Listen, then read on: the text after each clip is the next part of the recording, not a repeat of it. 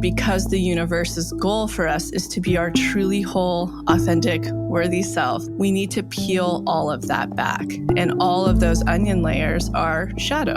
They're masks we wear. The more that you can be your authentic self and be in your worth, the more magnetic you become. From To Be Magnetic, this is the Expanded Podcast with your host, Lacy Phillips. And your host, Jessica Gill.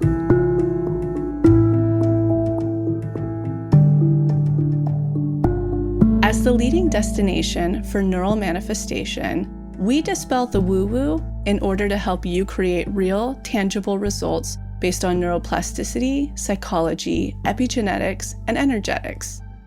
Our goal is to normalize the practice of manifestation and empower you to get into the driver's seat of your life in order to manifest the experiences, relationships, and things that most align with your authenticity.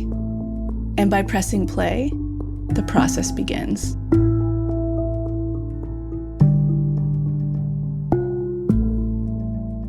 Welcome back, everyone, to another episode of Expanded. Jessica here. So today we're diving into all things shadow.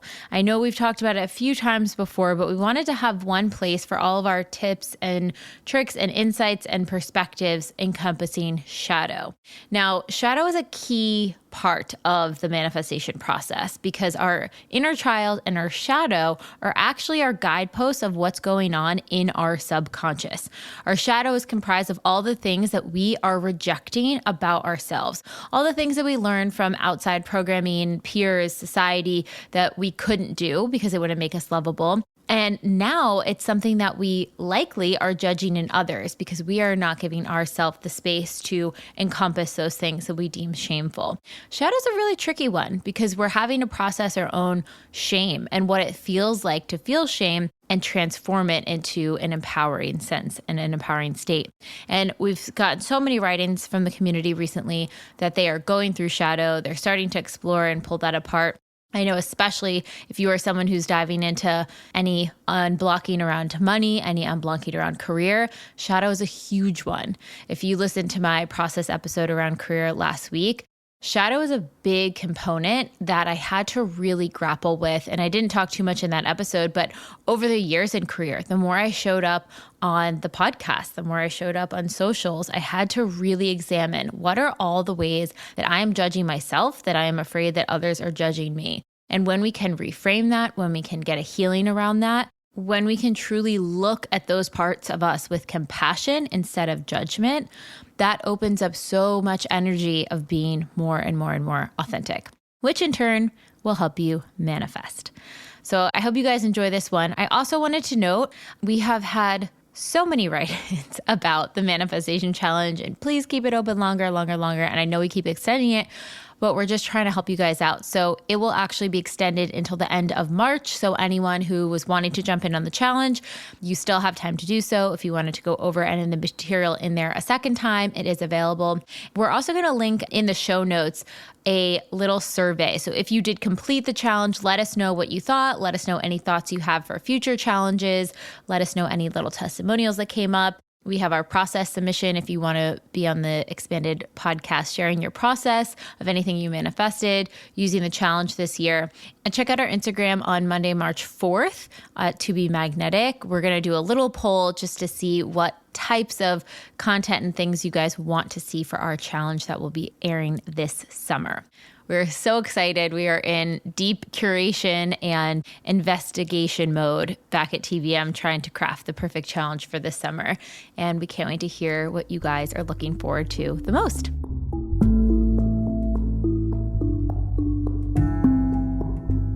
And now a word from our partners. If you have not heard of Arma colostrum, let me tell you why it has quickly become my absolute favorite superfood that I've been taking on a daily basis. Arma is an unrivaled nutrient powerhouse. It has 400 plus pure bioactives that are natural molecules that promote healthy functions throughout the body. They include a host of protective antibodies, prebiotic compounds, strengthening peptides, amino acids, trace minerals, immunoglobulins, tissue growth factors, antioxidants, and other natural immune factors that work synergistically to enhance your health. This superfood is actually the first piece of nutrients that we receive, that all mammals receive from their mothers within 48 to 72 hours after giving birth. It is that nutrient-dense supplement to really help our bodies thrive, function, and grow to the best of our abilities. There are 5,000 plus studies on this stuff that really show at any age, taking and ingesting colostrum can help our bodies function on the highest level. Now, I started taking this over the summer and pretty much noticed results immediately. Bloating went down, digestion got better, and my immunity seemed to be a lot stronger. I would come across people with colds or sicknesses thinking I'd be coming down with it in a few days, and it seemed to have really supported my innate immune system. It is completely sustainably sourced from a family-owned dairy farm. They only use the surplus of colostrum, and they're able to remove any unnecessary compounds from the colostrum, like casein and fat, which is part of the reason that some dairy can be inflammatory to some people. I'm someone that's very sensitive to dairy, and anytime I have real dairy, I always wind up taking a lactate. But using colostrum, I've never had any issue with it at all. And in fact, it seems to protect me just as well as the dairy pill against some of the dairy that I eat. And part of the reason that that is happening and why I feel like it's been so effective is because it's helping to rebuild your barriers. We talk about having a really strong barrier protection in the lining of our mouth, our sinuses, our lungs, our gut. Our barriers house 80% of our immune system. It's the first line of defense against everything that we inhale and ingest from the outside world. So when you take Armra close to eating, inflammatory foods or being in an atmosphere where the air quality isn't as optimal, your barriers are tightening to help protect you from everything else going on. And I will say, this cold and flu season this past winter, I was exposed to a crazy cold that everyone around me who was around this person got sick with. I fell sick for maybe one day, and then my immune system was able to fight it off while I had been taking the Armra. Then I ran out of Armra for a few weeks. I was like, oh, I'll get it. I'll re-up soon. And I was exposed to the flu, and I came down with the flu full force. Now, I'm not saying that it would have 100% prevented me from it, because my partner was the one who had the flu, so I had a lot of options of getting sick, but it was interesting to me that I was able to fight off the cold so easily while I was on it. And then when I was off of it for those weeks, that is the period that I wind up coming down with the flu. So this is one of my absolute favorite superfood products out there on the market. I think it is fantastic. I really see results from it. Feel free to ask me questions if you're curious about it. And we have a discount code for you guys. You can use the code TBM for 15% your first order. Again, that is code TBM for 15% off. And if you're interested, you can get the subscription. That way you won't ever run out, and you can always have that immune support.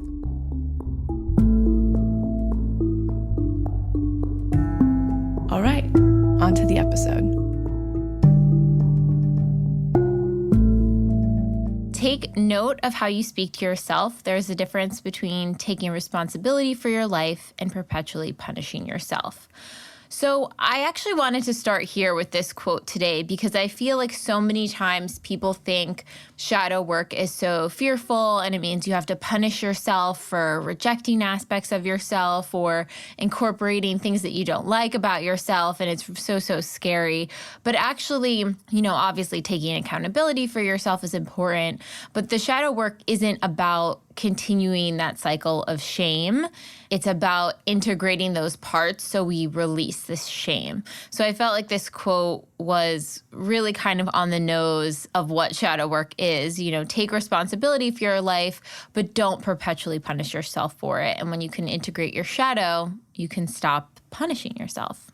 Agreed. Yeah. And I think another really important aspect of that is that you can fully start to be seen and fully start to access your authentic self, which means that you're not using as much energy as you have in the past to loop and be in insecurities and fear and worry and not good enough.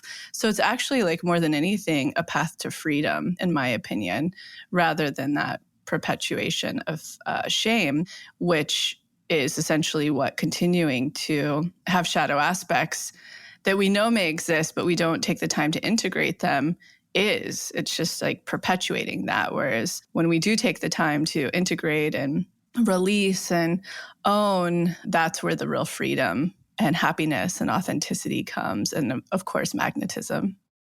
And so shadow is defined as, and we define at TBM, as qualities within humanity or yourself that you've deemed as unlovable due to pain, shame that you've experienced or witnessed.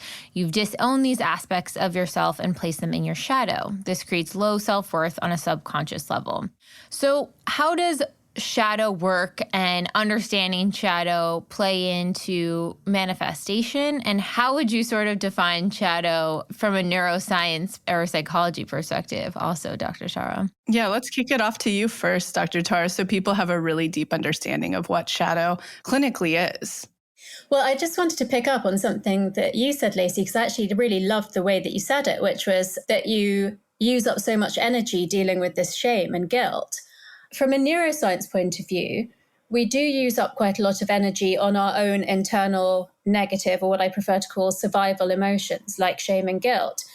But part of shadow is that because you're so ashamed of these aspects of yourself, you have to wear a mask to present yourself socially that doesn't give a glimpse of those things you're ashamed of to other people. And that's really hard work.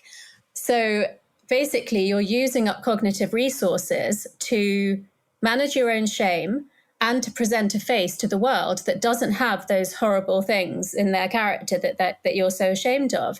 So shadow is the part of your personality that you don't want to see.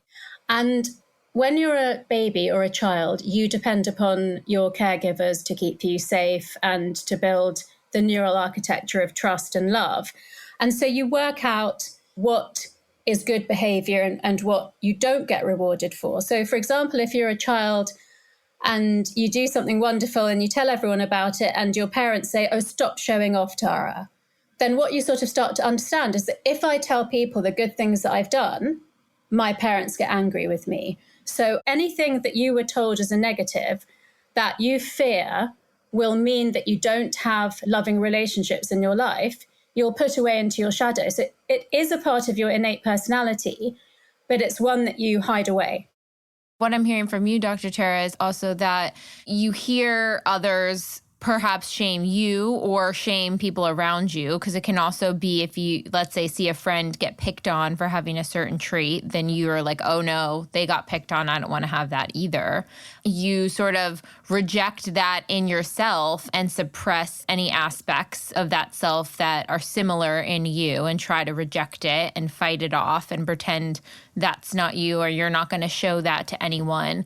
And then the other piece too is that when that aspect surfaces, let's say your parents said you were jealous of a sibling, when jealousy shows up in you, you become really triggered, judgmental, defensive. You might project on others because it's like that aspect is coming to the surface and you're like, whoa, whoa, whoa, I'm not supposed to be you. Go down, go down, go down. Absolutely. You described two things you picked up on really well that I didn't describe as well as you. So one is if there are comments about other people or attitudes that you hear as you're growing up, like, oh, she's very interested in money, that can cause you to put talking about money or wanting wealth and abundance into your shadow. And that's why unblocked money, because it's a masculine trait. And so in women, the masculine traits can often be more hidden and vice versa. That could be very connected to shadow as well. And then you're quite right, all the things that you were particularly criticized for or personally saw other children suffer for, you're likely to have put into your shadow unless you had a very opposite experience yourself. I also want to chime in on just a tiny tangent in teaching that you touched on, Dr. Tara, that I think is so important. Many people don't realize this when they're going through unblocked shadow, and they certainly don't realize it when they're doing manifestation work. And then I'll go into why this is so important for manifestation. You can also hide in your shadow good qualities about yourself, which is really interesting to see. And that can present like not being able to take a compliment, not being able to receive is a version of that. And so that's really something to always kind of look at when you are doing unblocked shadow and you are doing this work. But I will pivot into manifestation and why this is so important that I figured out really early on. What we don't own owns us. And I certainly did not coin that term. You know, it's been around in the shadow world for a very long time. time. And so getting back to the primary belief of neural manifestation is that you are literally just trying to get back to your totally whole, worthy, authentic self, the way we were when we came onto the planet, as that brand new baby, that fresh, clean slate. However, we go through a series just because of the human experience and our own parents or community or, peers not having full integration modeled to them. We tend to experience pain, shame, and programming throughout our life. And when we're experiencing that every time, like Dr. Tara was pointing out, we tend to create what I call an onion around us, a protective ego shell. So it's basically, this is the layer I need in order to be loved. And this is another layer I need that isn't truthful to myself, but I've been shown or told or experienced that if I am my true self, I won't be loved. So I'm going to create this other layer until we create this persona. And this persona is usually what we're walking around in the world as. However, because the universe's goal for us is to be our truly whole, authentic, worthy self, like the true us, the way we came onto this planet, our soul's desire to experience this lifetime, we need to peel all of that back. And all of those onion layers are shadow. They're masks we wear. They're personas we've created to be loved, cool, accepted, in this work of neural manifestation, which is so different than the old new age kind of spiritual bypass approach. The more you say no, the more that you can be your authentic self and be in your worth, the more magnetic you become. So why that's connected is the more you peel away an onion layer, which can present as being very different now in your current peer group, like that you're showing up as a totally different person and people are like, what's going on there? That actually creates tremendous magnetism. Or when I used to take clients and people would come to me and they're like, how do I grow my following? How do I grow my business? And I'm like, where are you hiding? Wherever you're hiding, wherever you're afraid to be seen, wherever you're not being your true authentic self is always an opportunity to become your most magnetic self and to create more magnetism.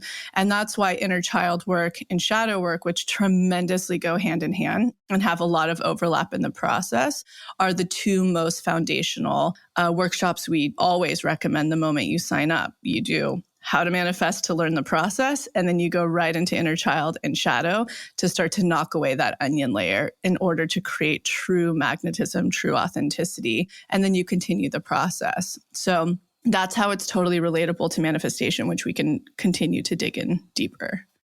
Yeah, and I think that's actually a really good segue too into listing some of the signs that you'll notice that you have shadow work to do.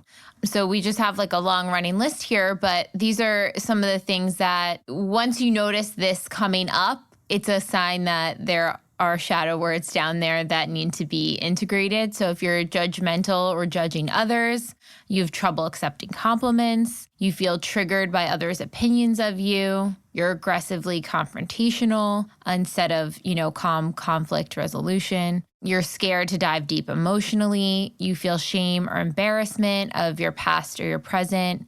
You feel envy or jealousy. You feel stuck in repetitive cycles and don't make changes. You place blame on other people and situations. You're triggered by being told what you don't want or what you don't like. And you don't feel capable or calm and productive to have conflict resolution at all.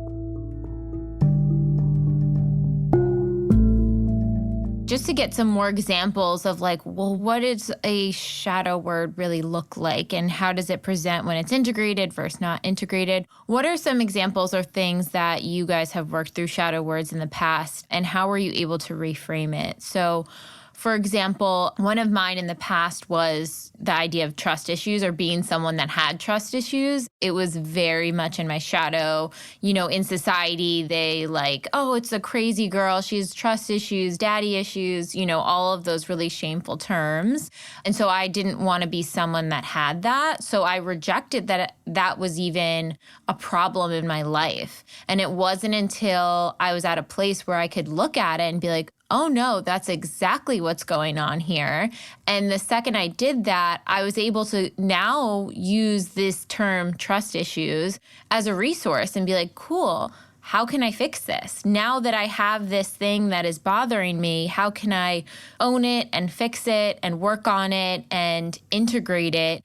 And so now it's sort of like a remedy for me, because now I have a guidepost of where to go and where my work is. And so now, I mean, I'm saying it on a podcast that, 5-6 years ago, that would have been insane. I would have been like crying and cringing and would have never even admitted to that. My ego, pride, whatever you want to call it, was very bolsterous at that time. And so now saying it, I feel nothing. Like my heart's not racing. I'm not scared. I'm like, yeah, of course. That's definitely something I work through. And so it loses its charge in me.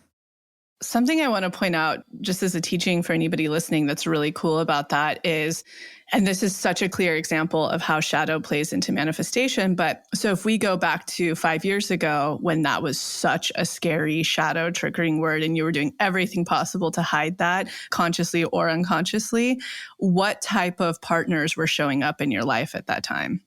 Yeah, the relationships were just a mess. And even dating partners, it took a rock bottom of a relationship to then understand, oh, this relationship ended because of trust issues. There was other components too, but this was a big part of why that relationship was not successful. And so I would say within a year of admitting that and working through that, I was able to find my now partner, Daniel. It's such a beautiful example. So for the person who's like, oh, this all sounds really scary to look at this, when you actually go through that, it becomes incredibly easy when you get the hang of it, because you start to realize it's not nearly as scary after a couple of them. The beautiful thing is, because then it holds no more weight in you or no more real trigger in you. Maybe little stuff will be attached to it, but you're not embarrassed of it anymore. You're not ashamed of it. You're not doing everything you can to hide it anymore. You'll start to then attract the people who are totally fine with that and accept you for that. Your authenticity will start attracting others' authenticity. So that's just such a clear example of manifestation. And then, of course, you manifested your now partner that you live with. And it's a really beautiful outline of that arc. Jealousy, envy, and expansion. If you're feeling envious of someone, it's because they're showing you what you're capable of. Turn your envy into inspiration. So through TBM and through Lacy, I really understood the definitions of the two, because for so long I would say everything's jealousy, this person's jealous, that's jealous, blah, blah, blah. And I really didn't understand the definition that fully. I think when people see someone get the job they want, or they find their dream partner or the life that they like, what they're actually doing a lot of the times is being envious. So just to break down those definitions, jealousy is the fear of losing something that you have, whereas envy is wanting something that someone else has. So let's break this down further. Lacy, first from a manifestation standpoint, and Dr. Tara from psychology and neuroscience. How can we really understand the difference between these two, and how did you come to these definitions, Lacy?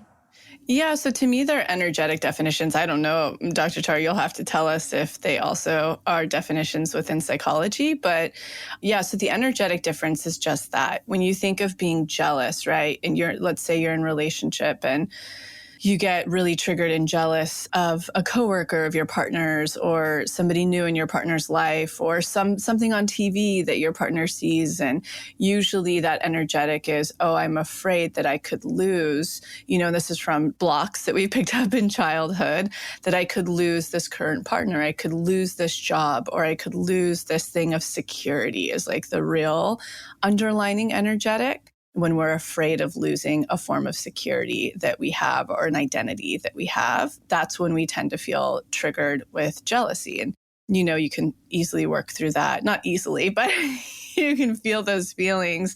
And then actually the energetic of envy, which is really pertinent and powerful to manifestation. And rather than looking at it as a block, it's this beautiful mirror, a beautiful, painful mirror that's really illuminating to us and reflecting to us, wow, I really want what that person has or does or is successful in.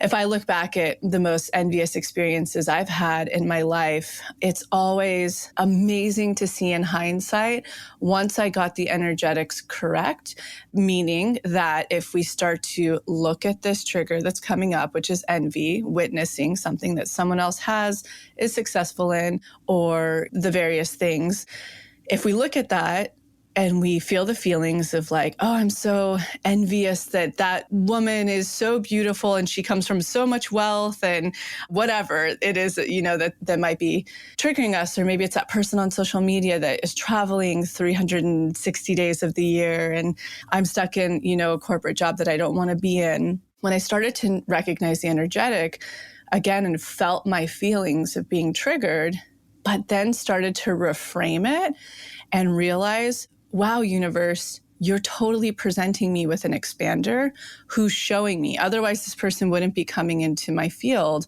who is showing me and reflecting back to me that that exact thing in my own personal way is possible. And so when we start to actually use the energy to do that, and you can find that in the link below, we have a great exercise on this. And you start to harness that energy and work with it after you've felt your feelings and you use it for expansion, it quickens the process of discovering what your soul is really communicating it wants or needs, and B, starting to really expand your subconscious further to have space for it to come through. So it's actually really funny because if I look back, one of my friends who's in wellness, and we were pretty neck to neck a lot of the time with our brands and press and opportunities that were coming through. And she was actually one of the people that really, really helped me define the definition of expander. And any time that she would have this great opportunity come through that maybe I had been calling in for quite some time, but was behind her, and I would be envious, it's just that natural human nature. And then I started to reframe and do the work around it. It was like a flash before that similar opportunity came through for me. So yeah, this is a really fun one to start breaking down today. I can't wait to hear more of the science and psychology behind it. But in terms of tackling it through manifestation, it's so interesting and beautiful how the universe, even if you can't recognize that's connected to this, the universe only presents the mirrors that we're needing right now to unblock, to expand through, and to pass tests or be in our worth. And it's that simple. So I'm going to throw it over to you, Dr. Tara, to really start to break down what's happening there. Thank you. I love the proper definition because I agree with Jessica that the terms are often used so interchangeably, to the point that we may not even use the right word to describe how we're feeling. And also I love the examples because envy usually feels bad. And so it's a really great way of reframing it, that it's actually you being inspired by someone or a sort of, gateway to you expanding yourself. So the science is actually super complex. The negative feeling that comes along with jealousy is of social rejection. So at the far end of the spectrum of human emotions, at the attachment end, we have love and trust. And where Lacy's given examples of people feeling that they may lose certain types of security, the biggest security that you can lose is love and trust and being part of a pair bond or a social group. So social rejection is super, super painful for us. And jealousy shows up as creating that feeling in our brain. In terms of envy, we do see that it plays out in a different pathway of the brain. So I think that's really interesting. It backs up what you've both said, which is that they are distinct things. And we see that love and envy are linked by the hormone that we've talked about before, oxytocin. So whereas jealousy caused cortisol in both males and females and additional testosterone in males, envy, the oxytocin level, is similar to how it is in love and bonding, but it creates a negative response. So envy seems to be more about bonding and jealousy seems to be more about pain and mood. I sort of had to research that because what most of the human research looks at is the difference between wanting and liking, and they play out in different pathways and through different hormones as well. So liking is more about dopamine. We know about the dopamine reward.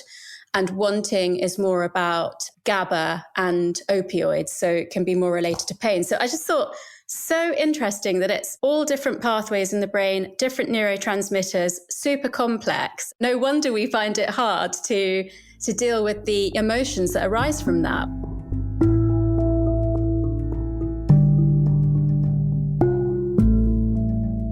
you looking for a high quality, clean toothpaste that's sustainable, free of plastic, and actually works?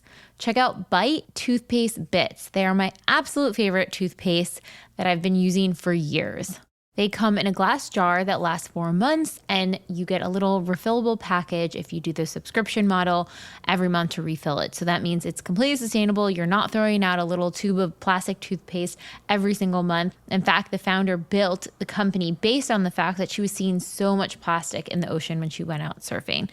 As she was on this journey for cleaner ways to do toothpaste in a more sustainable method, she found that when you remove the water from toothpaste, not making it paste, but making it a tiny pressed bit, you're able to remove so many of the harsh chemicals that are in most of the toothpaste on the market. No palm oil, SLS, artificial flavors, sulfates, parabens, microplastics, artificial preservatives, sweeteners, dyes, all the things that we don't want in anything we're ingesting or having touch our microbiome.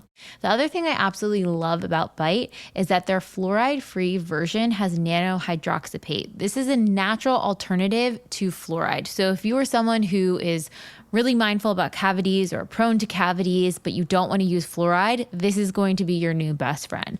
Nanohydroxypate is the same material that tooth enamel, dentine, and bones are primarily made of, which means it is biocompatible with your teeth. It helps to remineralize your teeth and effectively reduce tooth decay. It also helps tooth sensitivity and periodontal health. And even though I haven't been the greatest about going to get my teeth cleanings, I have had a clean bill of teeth health with no cavities to be seen. The other thing I really love about Bite is because you're not bringing a tube of toothpaste, you don't have to worry about traveling. You can just throw it in your bag, travel easily, get through security, put it in your checked luggage. You don't have to worry about buying a travel size item. You can just take it with you on the go with ease.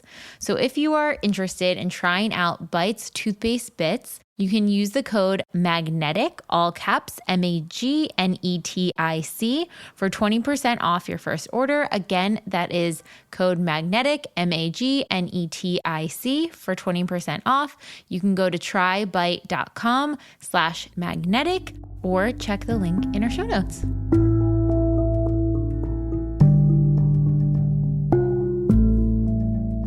Integrating anger. I've been doing shadow work and recognize I'm having difficulty integrating the emotions of anger. Anger was never acceptable when I was growing up, and it was always seen as very hurtful to others. I realized I stifled it and held it in. When it does express itself in my life, guilt and shame always follow. My intellect knows that guilt is a natural expression when feeling hurt or injured in some way, but my heart can't seem to let go of the attachment of shame around it. How do you suggest I help integrate this aspect further and let it be okay when I'm angry? Yeah, this is a tricky one. Again, that's, you grew up in an environment where it could be narcissism, it could be enmeshment, it could be codependency, where, your anger wasn't okay. For me, I've dealt with this as well. And the way neuroplasticity works is we have to continue to reinforce subconsciously and consciously. So the subconscious bit is, okay, I know right now I'm feeling guilt again. Let me look at this. I'll really get to those root memories going through all of the brain to continue that neuroplasticity that my emotions are okay and they're valid. And then after that, I'll take a moment. And this takes time. This can take a few days because there can be a real emotional wave. And so when I get to more of a neutral place, I have to kind of do that conscious reinforcement then. And in the conscious reinforcement, like for me, I can have codependency, right? Like needing to know what other people are feeling and that it's okay. Things are okay again. So for me, my conscious reinforcement will be, no, I express my needs clearly. I'm okay. I don't need their reinforcement. Before I ever do what's considered conscious affirmations, for instance, I have to do the subconscious work first. That's where we see the biggest results in the neuroplasticity. So that's how I tend to address that. It's just continuing to examine it, continuing to show my brain that it's okay, and then continuing to reaffirm it. What about you, Jessica? One thing I've noticed with anger, and I've had a few friends actually have similar situations where when they were younger, it was not acceptable to express their anger for whatever reason. And one thing I've noticed, and I'm not saying this is the case with this person at all, but I've noticed sometimes people they're like, okay, cool. Now I know that it's safe to express anger, but they express it maybe in an unhealthy way. In an unhealthy way, volatilely. And in a weird way, that is going to reinforce that it's shameful to be angry, because now you're getting a bad reaction from someone's feeling hurt and harmed. And so you're still reinforcing that it's shameful to be angry. So I think one thing that's really important is finding anger expanders. I know that sounds really weird, but I think even just looking up different like dialogue techniques or things with anger and healthy ways to express anger. A lot of therapists have tools on this, but I think understanding like, okay, if I express my anger in a way that's really harmful to another person, then that shame with anger is probably still going to be there. But if I can find that middle ground where I can fully express my feelings, it's not harming anyone else, I think you can start to really unpack that shame piece of it. Yeah, and I think the energetic that we're talking about here and that you're pointing out really well is usually when we feel shame, it's because it's re-triggering, like you're saying, that we did it. We know that we're not doing it correctly, because I'll have that happen as well. And a really great tool is nonviolent communication. You can Google that and find documents that'll come up that teach you how to do that. That's a really great one. Another thing that came to mind as well is once the anger is triggered, one thing I like to do too before I do any communication or expression is doing the emotional clearing daily reprogramming exercise is really helpful for getting it all out. Or sometimes I'll do self EMDR as well to like see like, where's the real root of this coming from? And I think like you're saying is having a little more intention, having some tools and kind of working through it ahead of time can help eliminate that shame piece for sure. But some people who have just like that deep rooted shame, anytime we express ourselves, we can feel guilty after. And that's where those other tools I think can come in handy after. Okay, shadow of past self. There are many times when I think in my head I've done well at something, but then when I watch back a recording, see a picture, or reflect on things, I cringe at how I show up, how I may not have articulated myself well, or what I said. I think this has helped me manifest in the past because I believe I'm better at something than I actually might be, but I also feel like this causes me to be out of touch with reality and lose trust in myself to show up authentically. Is this just my shadow? How do I start showing up the way I originally see myself in my head? I just really want to affirm to this person too, them thinking that they are out of touch with reality and, oh no, I'm fakely showing up authentically. I would argue whoever you felt that you showed up as in the moment is the true authentic you. That this version of you that you're seeing back is just all of your fears, projections, shadow, wounded inner child trying to protect yourself by looking at yourself from a different angle. But I would argue that you are truly showing up authentically. You are truly empowered and you don't need to cringe at that person at all. And all of the shadow and inner child that's coming up when you look back is just trying to protect you from being judged by other people.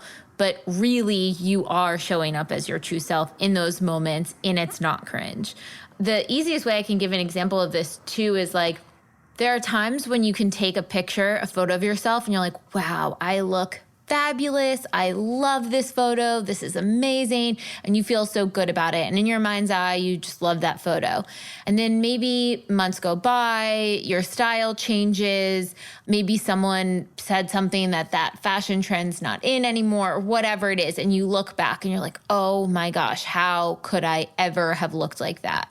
You're not actually looking any worse by looking back and judging it. You did look empowered and amazing in that photo. That has never changed. Your perception of that photo has changed based off of your programming in society and culturally and shadow and inner child, all of those things. So that person in that original photo did look fucking awesome. So just keep that in mind, that you didn't lose any of that. That is still there. You just have to figure out how to relate to the criticism differently.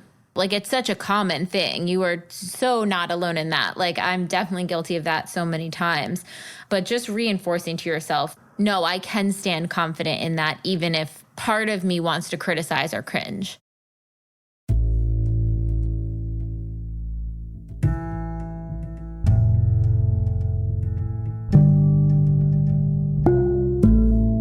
By now, you're starting to get the feel for TBM. Maybe you've heard about our workshops and you're interested in manifestation, but you just don't have the time or energy to sit down and do self-help work. We totally get it. In fact, that's why we created the Daily Practice, which is our massive library of self-hypnosis tracks that you can do anytime without having to jump into a workshop. We call these tracks our deep imaginings, or DIs. DIs are different than normal meditations because we designed them using a combination of self-hypnosis techniques, deep theta waves, EMDR-informed tools, and somatic experiencing. A fully loaded formula that is scientifically proven to help you clear your blocks and triggers on a subconscious level, giving you the power to actually create new neural pathways in your brain. So if your boss pisses you off, use our trigger DI. If you want to feel magnetic before a party or an important meeting, use the magnetic self DI. If you're feeling anxious or down on yourself or you need help making a decision, we've got a DI for all of these scenarios and more. You can get full access to the Daily Practice inside the Pathway membership, where you'll also get unlimited access to every workshop, tool, and offering from TBM.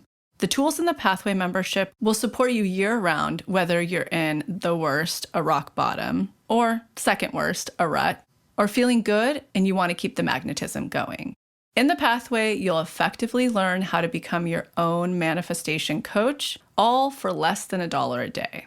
So even if you're not ready to start a workshop, join the Pathway and start rewriting your neural pathways now to create magnetism. Work through your triggers and get closer to your authentic magnetic self in order to manifest. Use our special code MAGNETIC, all caps, MAGNETIC, to receive $20 off your first TBM purchase. Again, that's all caps, magnetic. Now back to the episode.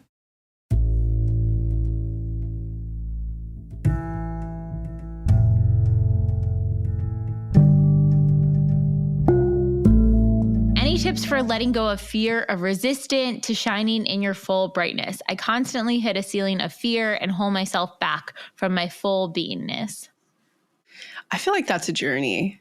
You know what I mean? I'll let you kind of take the lead on it, because I feel like I've had to do a lot of work on that, and that's a big journey. I think it is not one step. It is a lot of micro steps. Because I remember even last summer, I was like, okay, I want to get more comfortable public speaking. And I would like take a master class on public speaking, from whatever course that was. And that didn't really do it. And, it was like, I'm learning this stuff, but like what actually moved the needle is putting it into practice. Mm-hmm. So I would record an Instagram story and try to set into my energy and like notice what was happening with my face and whatever. And am I nervous or am I holding back? Okay, if I'm holding back or I'm nervous, let me unblock that. Let me get my nervous system calm, like step through that fear and just keep putting yourself out there. That's why I love TikTok, because I think there's such a volume of videos on TikTok that it's very low stakes. You can record yourself talking about pretty much anything.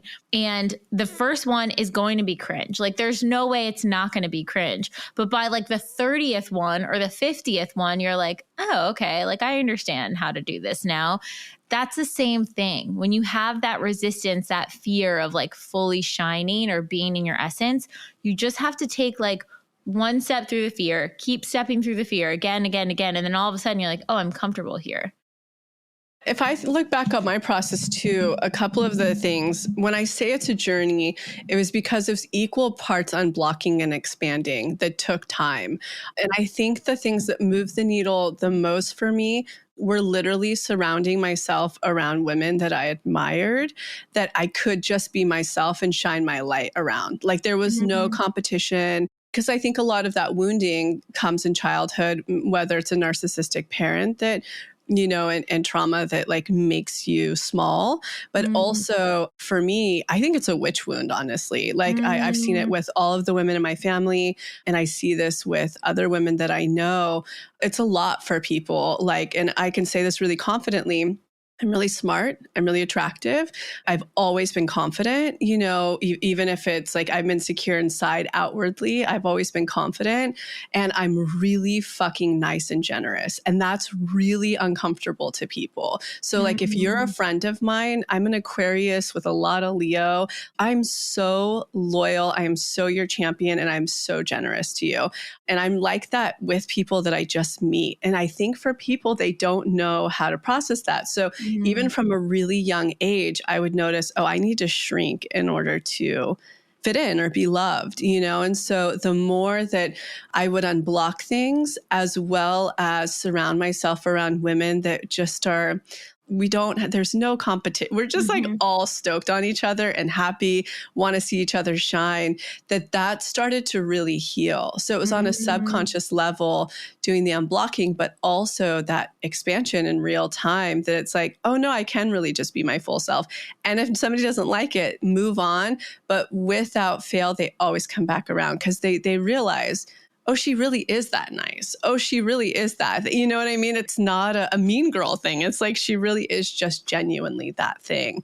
So I don't know what this person, what's making them shrink, but I do think that version of unblocking and expanding is pretty powerful at the same time over time. Yeah. And I'm even thinking too, like when I was going through that kind of process, putting those little actions into the world, when I would do the unblocking DI, I would sit with like, okay, what is the story that's coming up? Like, let me get curious. We're not consciously curious about it in the moment.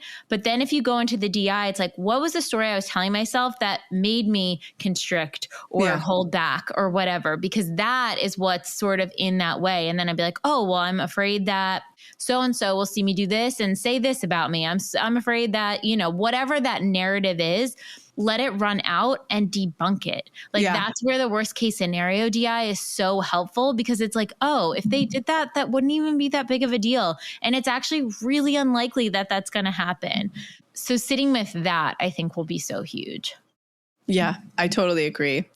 I like how you said, though, it's almost like your expander's circle helps you to heal that. And I think community in that way is so important for like any of our blocks or limiting beliefs or any of that stuff. When we start to take that step, when we step through that fear, having our support system around us, like who are the people that are going to champion us, even when we're not our best selves or not our most confident or not whatever, who see us, because I think that is so important. And that's why I even would encourage people, like, if you see someone on social and you don't know them, but you feel like compelled to give them a compliment, do it.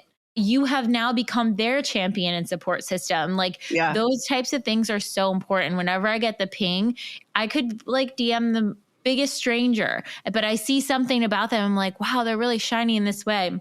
Send them a quick DM. Who knows if they read it, whatnot. But like, if I got the ping to do it, I'm going to follow it because maybe they really needed to hear it that day. So yeah, I love that. If we all could do that in the world, it'd be really nice.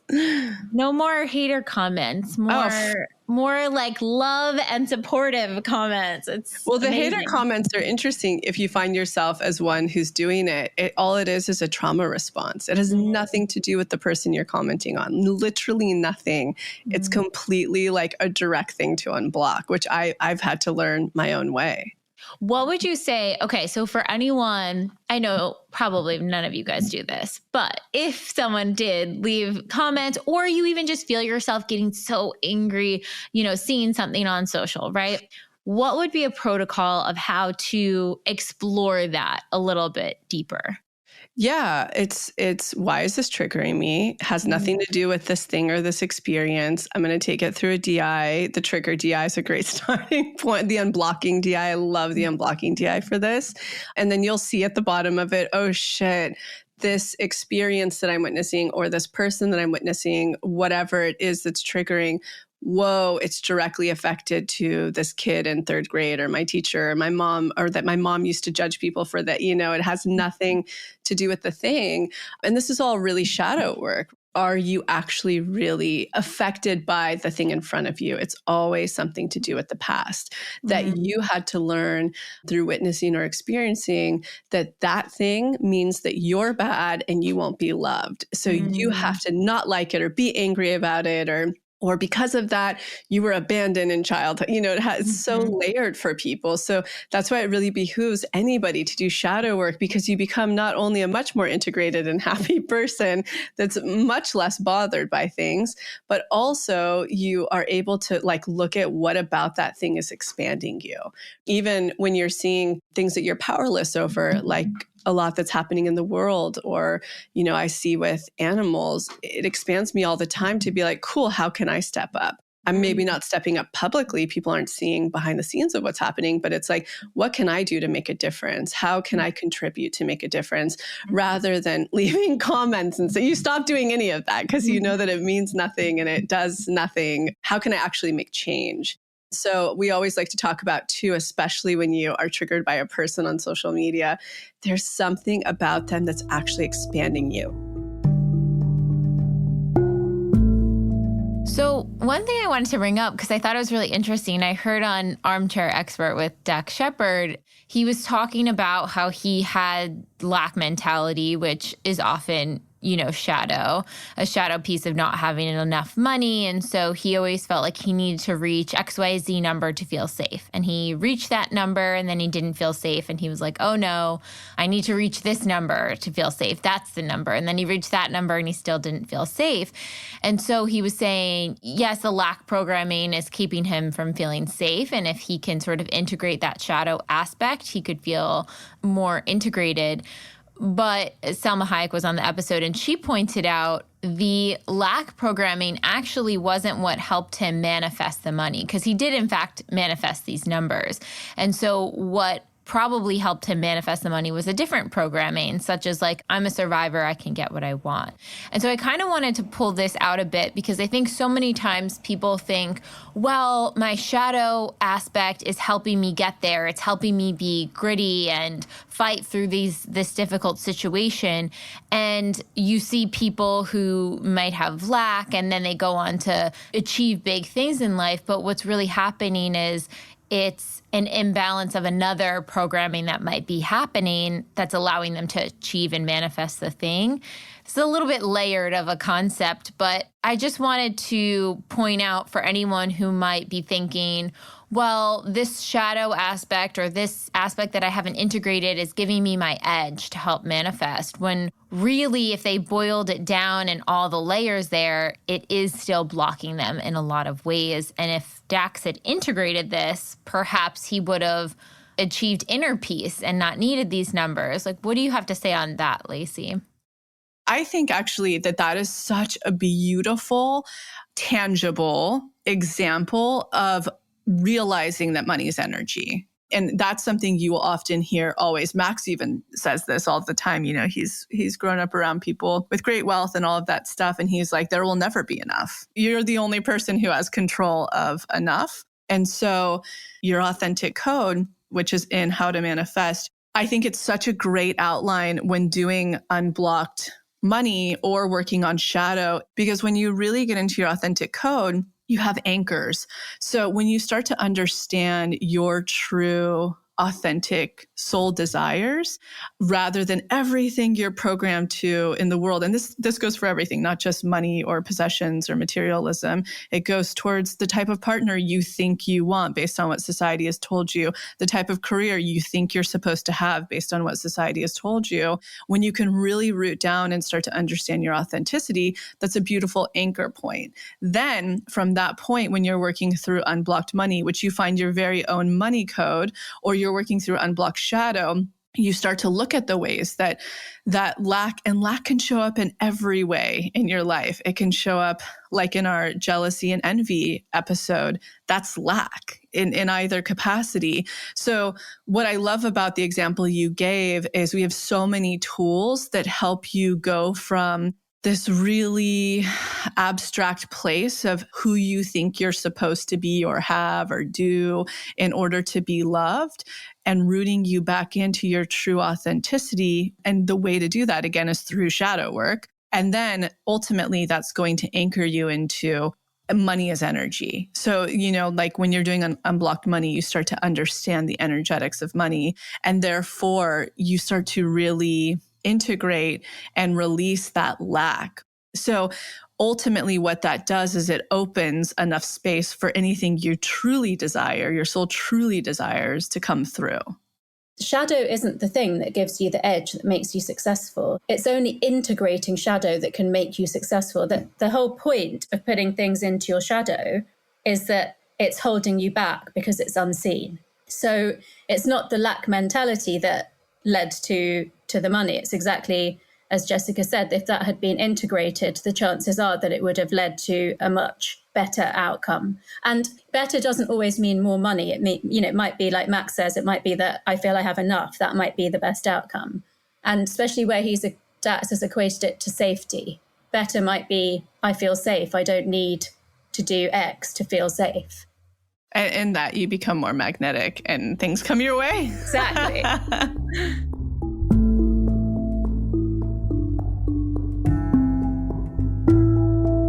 I hope you guys enjoyed that episode and are starting to think about how shadow might be popping up in your life. Here are sort of my little tips on how you can start to work with shadow, think about shadow work, and all of those pieces. So number one, when we are diving into shadow, because it can come from such a fearful, scary, wounded place, shame is a really, really hard emotion to grapple with, make sure you are resourced, meaning make sure you are taking care of your nervous system. If you need any of the calming DIs, utilize those. If you need a walk in nature, if you need more sleep, when you're diving into that, make sure you're supporting yourself the best you can so you're able to use all of your brain capacity to really help nurture yourself through it. The second thing I would say is if you were thinking about, okay, what shadow do I need to focus on? I wouldn't really focus on a huge long list of things. I would focus on the shadow aspect that is presenting in this moment in time. That's really all you need to worry about. So the way you can do that is start looking over the next week even. Where are all the places you're judging other people? Where are all the places that you're getting so defensive if someone points the finger at you about? Where are the ways that your wall starts coming up? You start protecting yourself and getting in a defensive or self-preservation mode or shutting down. That might be an inclination of where some shadow is living. Just get curious about it. Say, okay, what is beneath this? What am I afraid of? What is the element that is causing me to have this sort of reaction because I'm trying to protect this piece of me or this story about myself? And then you can go into unblock shadow and start working to heal it, to have compassion for it, to integrate it. We have a great DI in the daily practice called Meet Your Shadow. That one is my favorite because I think it is the most compassionate approach to meeting your shadow. And even just examining one aspect, one piece, the piece that's popping up now, you will be shocked at what will transpire and unlock and the magnetism it brings on the other side when we can face these parts of us that we are rejecting and not holding space for. So happy unblocking, welcome in that shadow, give them a warm hug, and let us know what comes out on the other side.